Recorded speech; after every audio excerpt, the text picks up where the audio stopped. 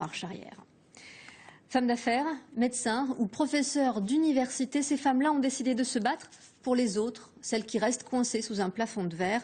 Pendant 48 heures, elles mettent leurs idées en commun pour faire progresser la question du travail féminin en Europe, entre autres. Anne-Marie Bayarger et Romek Gazirowski ont assisté à leur débat. Elles sont venues des 4 coins de l'Europe, 9 pays représentés. Une cinquantaine de femmes pour plancher sur les mesures à prendre afin de limiter l'impact de la crise sur leur travail. À travers l'Europe, les femmes connaissent des problèmes de reconnaissance, d'accès au crédit ou de conciliation entre vie professionnelle et familiale.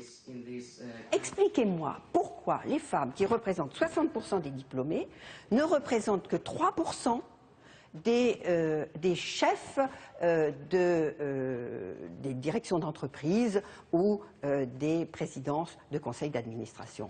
Là, il y a quelque chose qui ne va pas. Ces femmes ont débattu sous l'œil attentif des pairs de l'Europe. Et pourtant, la plupart d'entre elles ont accédé à de hautes fonctions. Steenkamper-Barbel est allemande. Pendant 20 ans, elle a été maire d'une ville près de Bonn. Aujourd'hui, elle est chercheure en sciences économiques et sociales et professeure dans une université, l'équivalent de notre ENA en France. Une carrière difficile.